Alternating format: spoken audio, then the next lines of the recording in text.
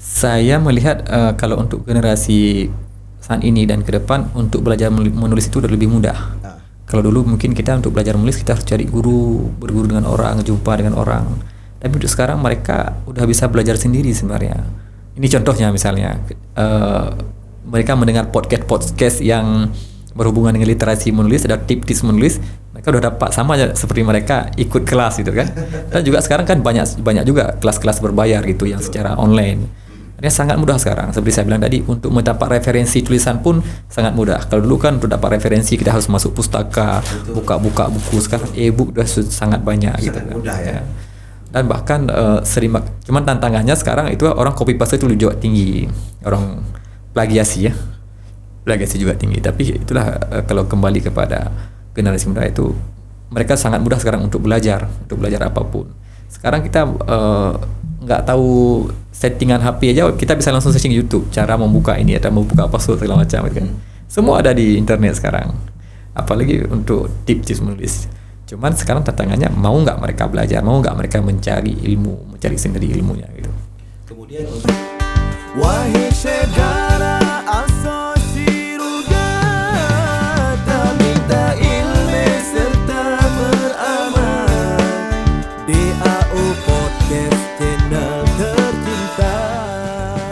Bismillahirrahmanirrahim. Assalamualaikum warahmatullahi wabarakatuh. Alhamdulillah, Allahumma salli wa sallim ala sayyidina Muhammad wa ala alihi wa ashabihi ajma'in. Rabbi syrah li sadri wa yassir li amri wahlul 'uqdatam min lisani yafqahu qawli. Sahabat DAO Podcast Channel yang tercinta, alhamdulillah pada kesempatan kali ini kita telah berada di ruangan podcast yang sangat kita cintai ini tentunya. Dan alhamdulillah telah hadir bersama kita di sini sosok narasumber. Beliau bernama Hayatullah Zubaidi SSOSI MSOS. Beliau merupakan koordinator Forum Aceh Menulis atau singkatannya FAME. Kemudian beliau merupakan lulusan S1 jurusan Ilmu Komunikasi Islam UIN Araniri, dan kemudian beliau S2 Magister Komunikasi dan Penyiaran Islam Pasca Sarjana UIN Araniri. Kemudian untuk prestasi beliau, Masya Allah, ini yang hadir bersama kita di sini sosok orang yang sangat luar biasa ya, famous bahkan. Beliau ini pernah mendapatkan juara 1 lomba menulis yang dibuat oleh Polresta Banda Aceh pada tahun 2018. Kemudian beliau juga pernah mendapatkan juara 1 lomba menulis yang dibuat oleh Bank Indonesia Aceh tahun 2018. Kemudian untuk selanjutnya beliau juga pernah mendapatkan juara 1 Anugerah Jurnalistik Aceh Hebat kategori Citizen Journalist pada tahun 2019. Dan beliau juga punya karya-karya buku ya tentunya.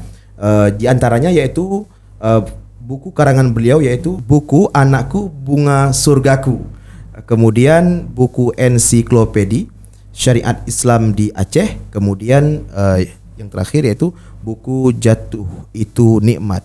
Masya Allah. Langsung saja kita menyapa. Assalamualaikum. Waalaikumsalam warahmatullahi wabarakatuh. Apa kabar Bapak Hayatullah?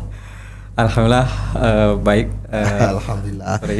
Jadi teman-teman sekalian, beliau ini famousnya atau disapa yaitu Bapak Hayatullah Pase. Benar. Bapak Hayatullah Pase. Jadi alhamdulillah kami ucapkan terima kasih banyak telah hadir di tempat kami. Dan ini satu kehormatan bagi kami ya di sini. Biasa. Jadi alhamdulillah, insyaallah tema yang kita angkat ataupun yang kita bahas di kesempatan kali ini yaitu mengapa kita harus menulis. Baiklah, tanpa menunggu lama, langsung saja kita mendengarkan pembahasan dengan tema mengapa kita harus menulis kepada Bapak Hayatullah. Kita persilahkan. Oke, baik. Bismillahirrahmanirrahim. Yang pertama saya mendapat sebuah kehormatan untuk dipercayakan untuk mengisi podcast pada hari ini, pada sore ini. Tentu bagi saya mungkin ini bercari podcast mungkin hal yang baru. Dan saya aktivitas saya memang di dunia tulis menulis. Di samping itu juga bidang kehumasan gitu ya. Bagi saya memang tulis menulis itu bukan lagi hal yang baru, karena memang sudah sejak saya masih kuliah saya sudah jadi wartawan.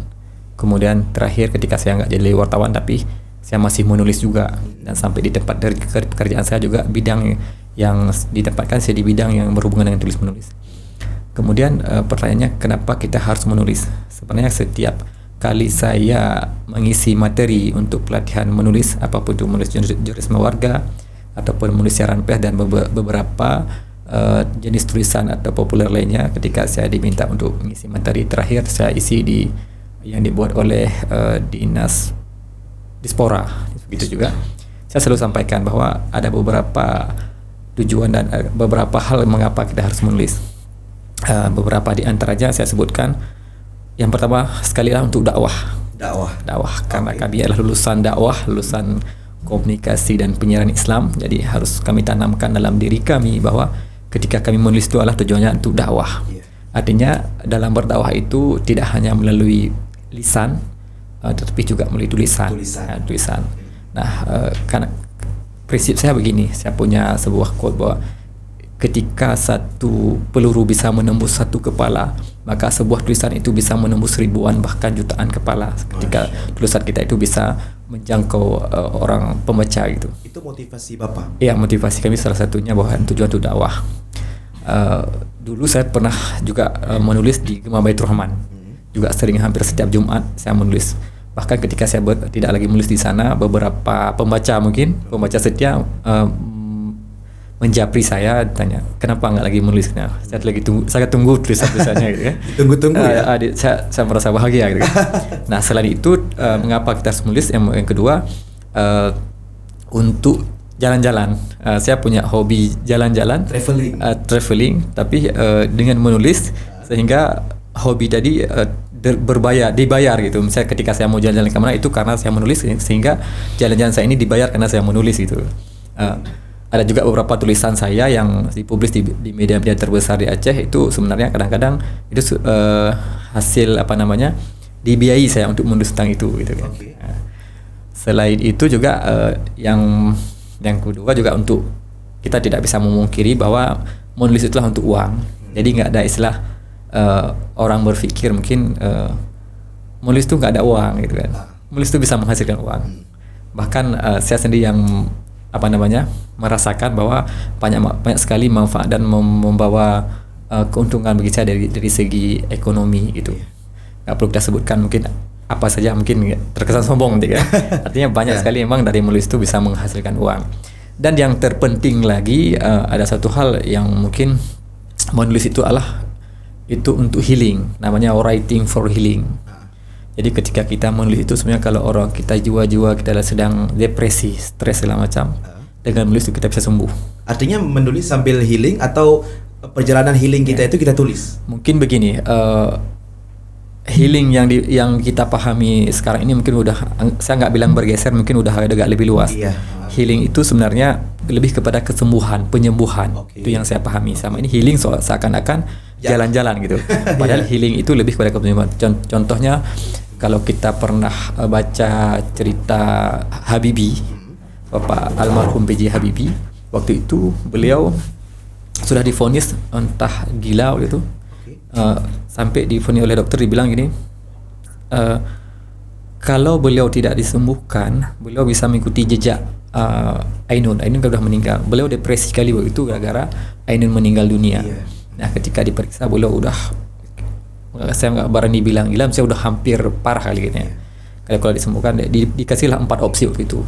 Yang pertama, dirawat oleh dokter Indonesia dan Jerman. Yang kedua, beliau harus banyak bercerita dengan kawan-kawan Ainun yang masih hidup. Yang ketiga, beliau dirawat di rumah sakit jiwa. Yang keempat, beliau menulis. Dan di antara 4 opsi itu, beliau lebih memilih menulis. Yang keempat. Pak Habibie memilih menulis. Itu saya baca di Tempo, wawancara beliau dengan Tempo. Nah, ketika beliau pilih menulis, makanya lahirlah buku Habibie Ainun. Sampai itu difilmkan buku itu. Jadi dengan menulis itu bisa sembuh dari kita misalnya sedang mengalami depresi dan segala macam. Dan itu juga saya lakukan. Waktu itu ada sebuah program, kawan-kawan di Jakarta itu membuat sebuah project namanya Book for Care, buku untuk kayak peduli gitu kan. Tapi temanya writing for healing. Jadi diajak masyarakat seluruh Indonesia siapa aja yang mau menulis tentang pengalaman-pengalaman buruk. Ya, kebetulan saya asli di Aceh Utara. Aceh Utara dan kami tinggal di daerah rawan konflik. Daerah yang kalau masa konflik itu daerah yang merah gitu kan. Nah, saya melihat orang ditembak gitu. Saya melihat orang dipotong leher gitu kan. Saya melihat darah itu sering saya lihat gitu kan. Kekerasan itu sering saya lihat. Jadi itu sejenis ada trauma sendiri. Saya bahkan pernah hampir kena bom gitu kan. Hampir kena bom gara-gara mungkin ada gam yang menanam bom di situ, kemudian saya melewati, kemudian bomnya meledak. Alhamdulillah saya selamat dengan mama itu. Dan bahkan di dinding rumah saya masih ada lubang peluru gitu kan. Ya, sampai ini itu teringat sekali. Mama lagi berdiri di pintu, kemudian tiba-tiba ada peluru nyasar kena di jendela itu samping mama. Dan cerita-cerita seperti itu yang saya tulis ulang. Jadi saya tulis ulang, kemudian saya kirim ke kawan di Jakarta. Alhamdulillah tulisan itu diterbitkan dalam salah satu buku. Memang rame, itu antologi rame, tapi tulisan saya yang pertama. Itu buku pertama sekali? Enggak, itu sudah saya nulis buku, tapi itu lebih ikut nimbrung ke penulisan buku rame-rame gitu. Cuma temanya satu, Writing for Healing. Itu buku itu kemudian sampai dibedah, dan tulisan saya yang pertama ditaruh karena menurut mereka tulisan seperti yang mereka seperti itu yang mereka mau. Gitu. Saya merasa setelah menulis itu memang terasa lega gitu. Kita memang kuat, tapi traumatik itu nggak bisa dihilangkan gitu kan. Jadi dengan kita menulis seakan-akan ada masalah kita yang kita tuangkan di kertas ataupun di dalam laptop gitu. Gitu. Mungkin itu beberapa motivasi saya kenapa saya suka menulis. Bahkan ketika jalan-jalan saya agak gatal tangan kalau misalnya saya pulang dari suatu tempat yang menarik kemudian saya nggak menuliskannya gitu. Karena bagi saya menulis itu juga berbagi itu, berbagi pengalaman, berbagi cerita kepada orang lain. Ini kalau kita melihat biografi Pak Hayatullah ini seorang penulis yang profesional ya. Jadi begini, bagaimana bagi orang-orang yang ingin menjadi penulis, apa langkah-langkah bagi siapapun yang punya niat untuk menjadi penulis, bagaimana caranya? Kalau saya dibilang profesional, saya klarifikasi, mungkin saya sendiri bilang belum dikategorikan profesional. Sangat humble ya. Karena masih ada orang lain yang saya kagumi dan beliau itu lebih profesional. Mungkin saya masih di tahap saya masih belajar itu, masih pembelajar. Walaupun mungkin saya sudah menang lomba, itu lomba juga saya belajar juga. Kemudian dalam saya belajar itu terus sampai hari ini saya masih merasa saya belajar. Saya punya guru-guru menulis, saya masih bertanya kepada mereka atau punya kawan-kawan yang mungkin ilmu kepenulisan mereka lebih tinggi. Saya selalu tanya ini gimana gitu. Nah kemudian bagaimana tips, mungkin lebih kepada pengalaman pribadi saya. Bagi saya itu juga bagi statement dari guru kami Pak Yarmen Dinamika, bahwa semua orang bisa menulis kecuali yang tidak mau gitu. Sama seperti hadis Nabi aku nggak salah, mungkin bisa dikoreksi, semua orang bisa masuk surga kecuali tidak mau gitu. Jadi menulis juga demikian, karena menulis itu adalah bukan bakat. Menulis itu bukan bakat. Jangan pernah berpikir bahwa saya nggak punya bakat untuk menulis karena orang tua saya bukan penulis. Kalau kita lihat beberapa atau banyak bahkan penulis yang hebat-hebat di dunia, bahkan di nasional, di Jakarta sekalipun, keluarga mereka bukan keluarga penulis gitu. Jadi menulislah ilmu praktik atau ilmu yang bisa dilatih, kemudian pintar, kemudian bisa, bukan bakat. Jadi artinya semua punya kesempatan untuk jadi penulis. Dan bagaimana untuk tipsnya? Ya tips menulislah menulis gitu. Bukan nggak ada tipsnya kemudian merenung gitu. Tip menulislah menulis. Karena kebiasaan itu bagi penulis pemula itu mereka tidak tahu memulainya dari mana. Itu dia. Dia nggak tahu memulainya dari mana. Nah, ketika nanti mereka sudah mencoba kemudian berusaha untuk bisa menulis, udah menulis panjang, mereka cenderung nggak tahu berhentinya seperti apa gitu. Itu biasanya bisa terjadi. Yang paling penting bagi saya itu menulislah apa yang dalam pikiran, bukan berpikir apa yang akan kita tulis gitu. Jadi apa yang dalam pikiran kita tuangkan dulu. Karena untuk menulis sebuah gagasan itu sangat sulit. Jadi ketika kita mencoba usahakan bisa kita tuangkan dulu, nggak usah nggak usah dilihat dulu ini mungkin nanti tulisan saya jelek atau tulisan saya pasti akan diejek orang, itu jangan pernah berpikir itu. Karena kebiasaan penulis pemula itu minder. Ketika menulis takut nanti tulisannya nggak bagus. Nggak mungkin kan orang begitu pertama menulis langsung bagus, langsung diapresiasi. Itu proses. Artinya nulis aja dulu. Karena pasti itu akan mendapatkan apresiasi. Mungkin hal yang paling mudah untuk bagaimana tipsnya, saya selalu bilang gini, membacalah karya orang lain. Membacalah karya orang lain sebanyak mungkin. Mungkin di awal-awal kita akan meniru. Memang ketika orang lain membaca adalah menikmati kontennya. Tapi ketika kita ingin belajar menulis, yang kita baca selain kita memahami kontennya, juga kita harus lihat bagaimana orang menulis dan apa yang dimulai. Misalnya untuk tema pariwisata atau tema tentang agama atau apapun. Kalau untuk tema pariwisata, mereka biasanya memulai dari apa gitu. Kalau misalnya destinasi wisata, mulai dari mana gitu. Apa yang pertama ditulis. Di awal-awal kita boleh meniru gaya mereka. Cuman kan objek yang lain gitu. Nah nanti kalau udah terbiasa kita menulis, nanti kita akan punya gaya tersendiri gitu. Ciri khas ya. Ya punya ciri khas. Tapi di awal nggak apa, kita tiru dulu, kita modifikasi istilahnya. Dan nanti ketika udah terbiasa, kita udah lancar, nanti kita akan punya gaya sendiri. Karena misalnya kayak kita lihat Tempo, Kompas dan beberapa orang lainnya pasti punya gaya khas sendiri ketika dia menulis. Kalau misalnya ada tulisan-tulisan panjang yang seperti features dan itu mereka cara mulainya beda-beda karena wartawan itu kan berbeda-beda. Walaupun memang keilmuan mereka sama jurnalistik, tapi mungkin gaya penyajian itu pasti berbeda-beda dan cukup dapat kita nikmati itu. Baiklah, kemudian sepanjang karir menjadi seorang penulis, rujukan pertama sekali itu siapa? Kan kita kan biasanya ada rujukannya nih. Kita termotivasi terhadap siapa? Terhadap orang-orang yang mungkin dia itu, kalau misalkan Pak Hayatullah ini kan seorang penulis, tentunya ada rujukan dong.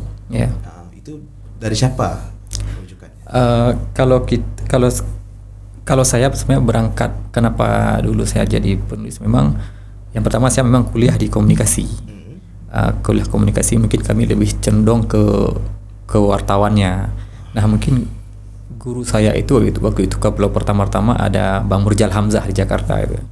Juga ada Bang Muhammad Nizar di The Globe Journal waktu pertama saya gabung ke media. Nah kemudian saya kuliah di UIN Araniri. Di sana juga ada guru yang saat ini masih saya ikuti sampai sekarang, dan bahkan sebelum saya ketemu baru saya ketemu beliau Pak Yarmen Dinamika. Saya lihat kiprah beliau sebagai wartawan. Saya bilang, ya Allah, dalam hati saya ingin jadi wartawan gitu. Saya suka pengalaman beliau. Nah itu untuk di bidang guru jurnalistik. Tapi kalau untuk guru penulis juga ada beberapa yang lain. Saya di Aceh saya kagumi Pak KBA, Kamar Zaman Mufsam Ahmad. Kalau di PD itu ada Bang Mus Marwan Abdullah. Jadi setiap mereka posting tulisan, setiap mereka menerbitkan tulisan-tulisan baru, saya selalu membacanya. Kalau misalnya di level akademis itu, saya paling suka baca tulisan Prof. Ali Hasan Abu Bakar gitu. Oke, baiklah. Kemudian ini saya melihat, tadi saya membaca bahwa Pak Hayatullah ini seorang sebagai koordinator Forum Aceh Menulis. Boleh dijelaskan apa visi misi dari Forum Aceh Menulis ini? Nah, Forum Aceh Menulis ini sebenarnya kan sebuah komunitas menulis yang di situ tergabung beberapa penulis, baik itu pemula ataupun yang profesional senior, dan bahkan guru-guru itu juga sudah tergabung. Karena Forum Aceh Menulis Forum Aceh Menulis itulah sangat terbuka. Forum ini adalah berawal dari Forum Barsela Menulis. Waktu itu hanya anak-anak Barsela yang terkumpul di sana. Kemudian ketika dibuka ruang bisa bergabung anak-anak yang lain seluruh Aceh, nggak cuma Barsela, kemudian disepakati diubahlah namanya Forum Aceh Menulis. Nah di sana kami belajar menulis tanpa melihat usia gitu. Misalnya hari ini kemarin beliau jadi pemateri, bisa jadi besoknya beliau jadi peserta gitu. Jadi bertukar terus ya. Dan di sana kami belajar menulisnya gratis. Kalau misalnya guru yang ngajarkan ini, misalnya kayak seperti Pak Saibun Pak Tasyam, kepada Bang Sulaiman Tripa, ada Bu Dr. Sirahmi, Pak Yarmen sendiri, dan beberapa termasuk Pak KBA juga, ketika beliau mengisi di sana nggak pernah dibayar gitu, dan mereka semua ikhlas memberi gitu kan.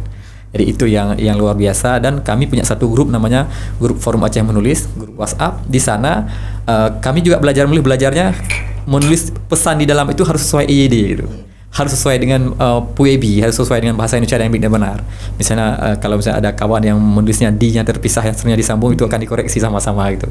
Memang terkesan agak kaku, tapi begitulah cara kami belajar. Dan forum ini sudah berjalan baru saja tahun ini memperingati ulang tahun yang kelima kalau nggak salah saya. Dan saya ini koordinator ya periode kedua gitu. Dari pertama dideklarasikan tahun 2017. Kemudian sebagai koordinator FAME ya. Apa saja kegiatan atau rutinitas di FAME dan bagaimana nantinya kalau seandainya pemirsa mau bergabung di FAME? Ya. Memang kemarin kita sempat vakum. FAME itu sempat vakum gara-gara Covid karena kan nggak boleh berkumpul banyak orang. Betul.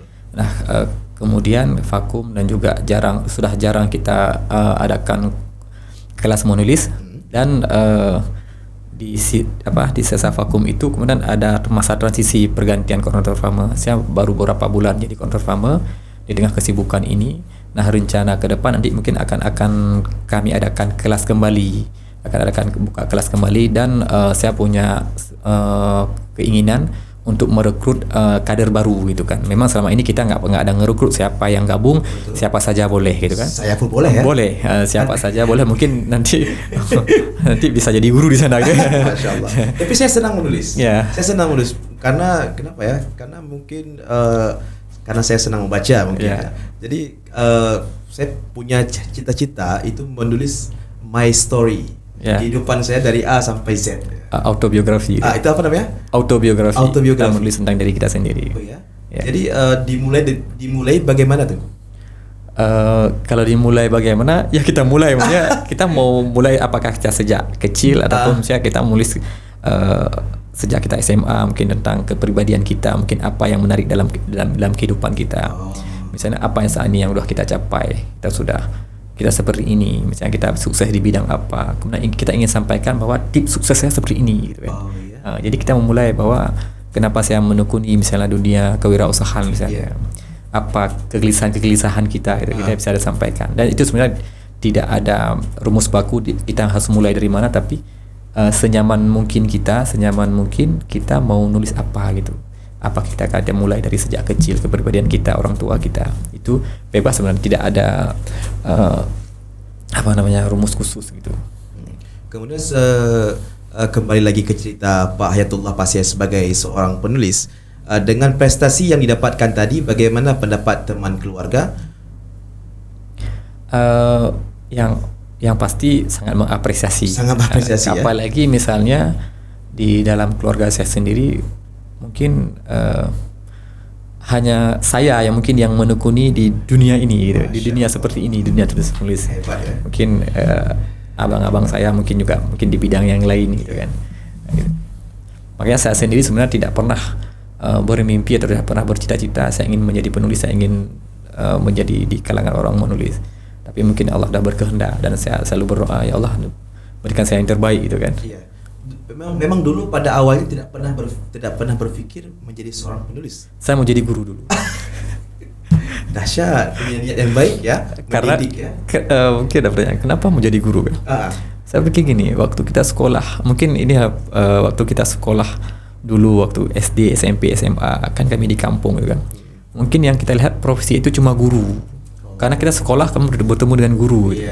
Sehingga ketika kita ingin kuliah, yang terbayang dalam pikiran kita mau jadi guru apa gitu, guru bahasa Indonesia, bahasa Inggris, matematika. Cuman guru yang mungkin kebanyakan di antara kawan-kawan ini dan juga termasuk saya gitu. Ya kita kuliah pilihnya cuma guru. Apalagi orang berpikir ya kalau guru nanti kan bisa honor-honor gitu macam.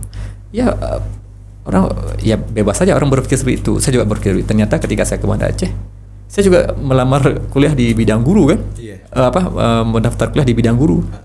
Tapi saya nggak lewat. Saya pengen guru bahasa Inggris waktu itu. Bahasa Inggris? Karena nilai bahasa Inggris saya waktu SMA tinggi. Saya ingin jadi guru bahasa Inggris. Ternyata saya 2 kali saya tes di guru bahasa Inggris nggak lewat. Akhirnya saya lewat di komunikasi. Saya berpikir ya mungkin inilah jalan Allah. Ini yang terbaik karena udah 2 kali saya coba. Habis itu saya fokus terus. Oke, kalau saya di sini di komunikasi, apa nih kira-kira kegiatan yang mendukung saya gitu untuk jurusan ini? Di samping saya harus membiayai kuliah saya gitu kan. Nah, karena mungkin orang tua saya bukan orang berada yang mampu mengirim uang setiap minggu, setiap bulan itu, saya harus cari uang, sambil cari uang juga saya nggak sempat berorganisasi, saya harus ada satu kegiatan yang kegiatan itu menghasilkan uang ke saya dan juga itu mendukung kuliah saya. Saya dapatkan lah waktu itu sebuah media tempat saya magang, media online. Di sana saya magang, rupanya magang itu dibayar itu. Disitulah saya mulai belajar menulis, walaupun di kampus saya udah mendapatkan teori, tapi ketika saya magang di media itu saya langsung mendapat prakteknya, ilmu praktiknya gitu. Masya Allah. Kemudian sepanjang berkarir menjadi seorang penulis yang profesional, saya sebut lagi profesional, pernah tidak berada di posisi down, drop, kemudian bagaimana cara untuk bangkit kembali? Mungkin down yang dimaksud kalau di dunia tulis menulis lebih kepada mungkin ada saat kita malas itu kan. Iya. Ada saat kita malas, kita nggak mau menulis itu kan, dekat jalan-jalan aja. Jeda nulis. Tapi itu salah sebenarnya. Iya. Karena yang harus kita pahami bahwa jangan tunggu mood dulu baru menulis itu kan. Iya. Tapi menulis terus, kemudian mood itu akan datang sendiri. Nah akhir-akhir kemudian saya berpikir menulis itu udah jadikan sebagai kebutuhan, sebagai kebiasaan, sebagai budaya gitu. Nah, akhirnya memang ada saat waktu kita mungkin malas sekali menulis, padahal mungkin kita udah dapat proyek menulis tapi masih malas gitu kan. Dan juga tantangan lagi ketika kita udah sering dapat proyek menulis, kemudian kita udah jarang menulis hal-hal yang lebih kepada kritik sosial. Ya. Jadi kita udah lebih banyak menulis hal-hal yang mungkin berbayar ataupun yang komersil itu kan. Seperti saya bilang tadi kan, salah satu tujuan menulis adalah untuk mendapatkan uang gitu kan. Jadi ketika ada orang yang menawarkan jasa ataupun meminta jasa kita, ya itu mungkin alhamdulillah itu bagian dari rezeki gitu kan. Udah kesibukan itu sehingga kita udah jarang menulis untuk yang hal-hal dakwah misalnya, yang untuk lebih kepada nasihat menasihati gitu. Kemudian bagaimana Pak Hayatullah Paseh melihat dan harapannya untuk generasi milenial sekarang ini yang zamannya semakin maju seperti hari ini? Ya. Saya melihat kalau untuk generasi saat ini dan ke depan, untuk belajar menulis itu udah lebih mudah. Kalau dulu mungkin kita untuk belajar menulis kita harus cari guru, berguru dengan orang, jumpa dengan orang. Tapi untuk sekarang mereka udah bisa belajar sendiri sebenarnya. Ini contohnya misalnya mereka mendengar podcast yang berhubungan dengan literasi menulis, ada tips menulis, mereka udah dapat sama aja seperti mereka ikut kelas gitu kan. Dan juga sekarang kan banyak juga kelas-kelas berbayar gitu yang secara online. Ini sangat mudah sekarang. Seperti saya bilang tadi, untuk mendapat referensi tulisan pun sangat mudah. Kalau dulu kan untuk dapat referensi kita harus masuk pustaka, buka buku. Sekarang e-book udah sangat banyak gitu kan. Mudah ya. Dan bahkan cuman tantangannya sekarang itu orang copy paste itu juga tinggi, orang plagiasi juga tinggi. Tapi itulah kalau kembali kepada generasi muda itu, mereka sangat mudah sekarang untuk belajar apapun. Sekarang kita nggak tahu settingan HP aja, kita bisa langsung searching YouTube cara membuka ini atau membuka password segala macam kan. Semua ada di internet sekarang. Apalagi untuk tips menulis. Cuman sekarang tantangannya, mau nggak mereka belajar, mau nggak mereka mencari sendiri ilmunya gitu. Kemudian untuk pada saat ini, buku yang paling bestseller yang banyak diminati itu buku seperti apa? Yang saya pahami, yang saya tahu mungkin ya di antara kategori buku yang paling banyak diminati itu buku how to ya. Buku how to itu buku bagaimana cara gitu kan. Oh ya, tutorial? Ya, lebih tutorial gitu. Karena emang seperti saya bilang tadi bahwa tuntutan sekarang orang pengen belajar itu, ada pengen belajar. Bahkan di YouTube sendiri sekalipun banyak juga mereka konten-konten yang how to gitu mereka cari. Buku juga demikian. Kalau misalnya ada sebuah buku saya sendiri itu saya buat dari skripsi saya jadikan buku teknik menulis siaran pers. Nah, itu juga bagian dari satu buku how to. Cuman buku itu belum bisa saya komersilkan beberapa tahun lalu karena buku itu hak ciptanya dipegang sama Dinas Arsip dan Perpustakaan.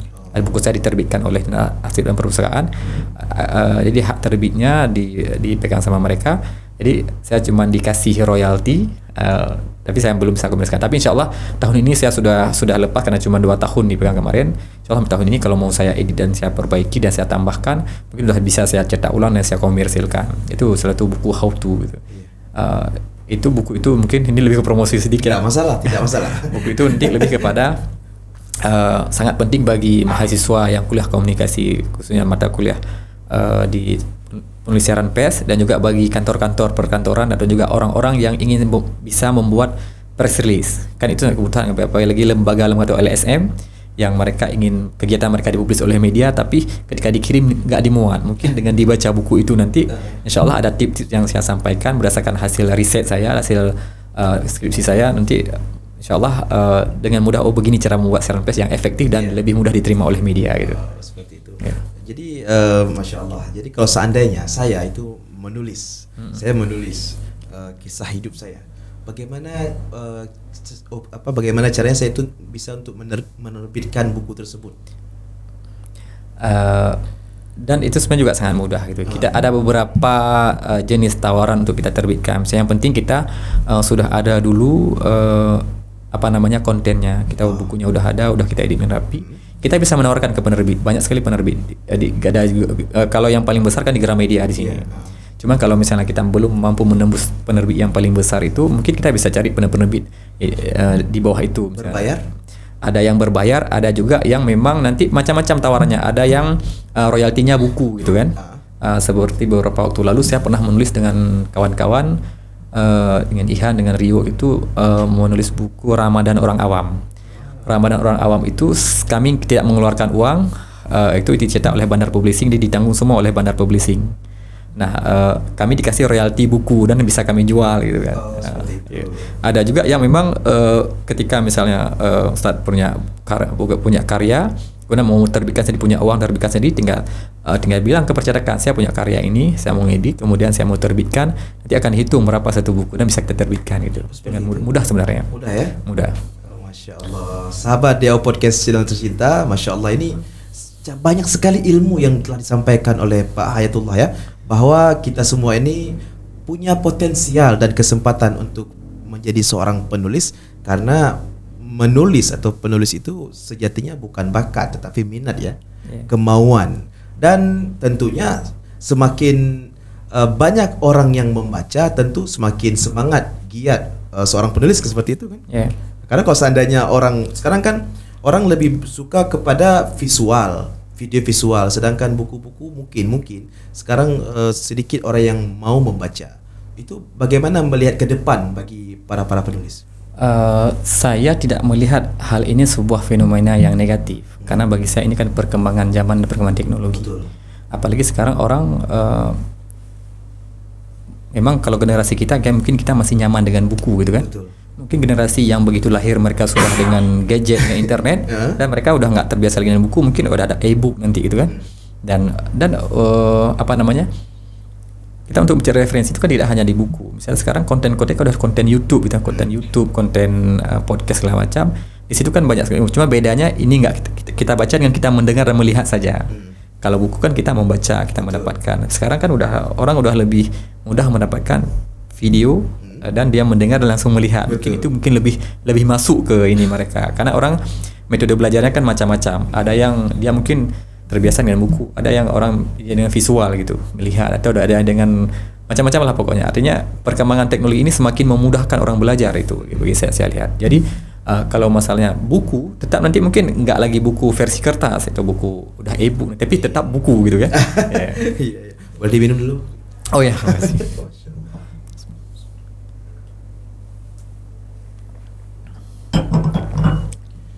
Kemudian untuk harapan ke depan itu bagaimana? Ya, harapan kita ke depan semoga lebih banyak lagi lahir penulis-penulis yang positif. Nah, itu pastinya kan. Ada juga penulis mungkin negatif ya. Dalam artian mungkin seperti di Facebook misalnya, menulis juga kan, menulis status Facebook tapi menulisnya lebih kepada hoax gitu kan. Itu kan negatif kan.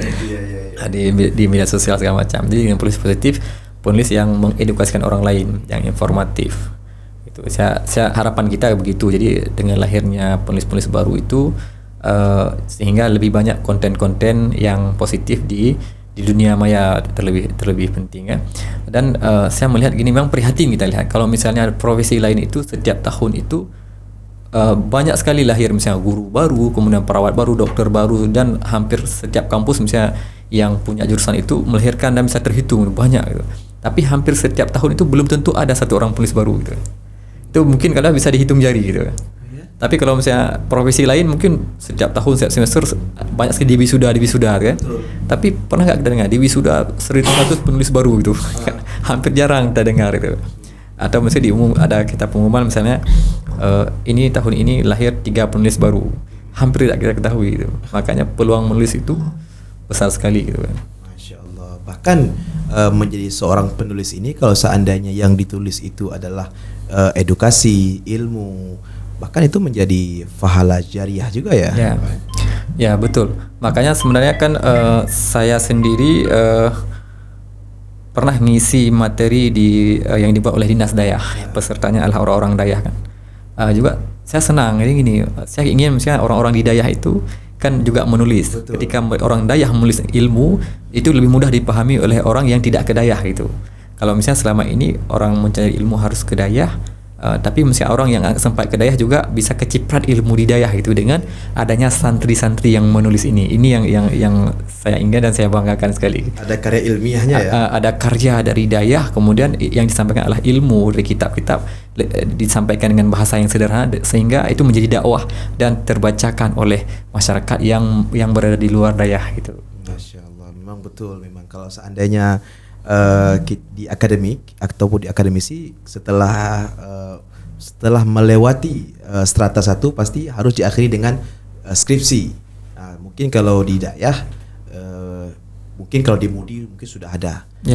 Tapi kalau misalkan di daerah-daerah yang lain itu masih minim ya.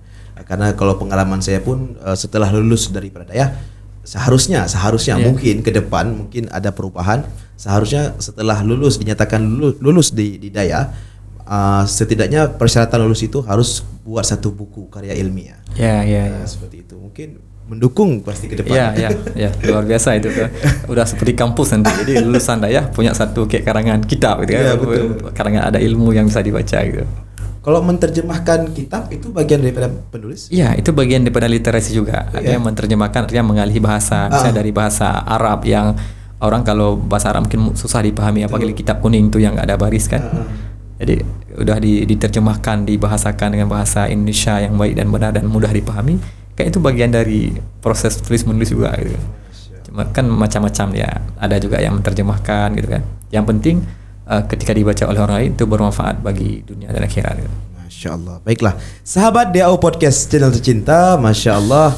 Mungkin setelah di video ini saya lanjut ngopi dengan beliau nanti, insya Allah kita akan membahas lebih dalam lagi karena serius saya memang suka menulis dan tentunya ke depan saya ingin menjadi seorang penulis. Insya Allah. Bisa, semua bisa.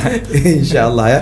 Baiklah, sahabat DAO Podcast channel tercinta, alhamdulillah terima kasih telah mendukung channel ini dan jangan lupa yang belum di-subscribe DAO Podcast karena subscribe itu halalan thayyiban. Dan kita punya 2 channel lagi yaitu Discover Aceh dan Discover Entertainment. Di-subscribe. Kemudian jangan lupa like, share dan komen. Dan apabila ingin merequest judul atau tema silahkan ditulis di kolom komentar. Nanti kita akan tulis di kolom komentar. Dan kemudian untuk intisari dari pembahasan ini adalah menulis itu jangan menunggu mood, tetapi menulis terus, insyaallah mood nanti akan datang dengan sendirinya. Betul sekali. Baiklah sahabat DAO Podcast channel cinta, baiklah kami ucapkan terima kasih banyak Pak Hayatullah Pasir telah hadir di tempat kami. Kami doakan mudah-mudahan sukses selalu. Amin ya Rabb. Dunia akhirat dan tetap istiqamah. Insyaallah. Istiqamah dan kemudian sehat dan Allah berikan kebahagiaan kehidupan dunia dan akhirat. Amin. Dan insyaallah untuk ke depan kita akan bisa bahas dong tema-tema yang lain di sini. Boleh. Insyaallah. Karena tentunya banyak sekali ilmu dari beliau teman-teman sekalian. Dan baiklah sahabat DAO Podcast channel yang tercinta, terima kasih banyak telah mendukung channel ini. Assalamualaikum warahmatullahi wabarakatuh. Waalaikumsalam warahmatullahi wabarakatuh.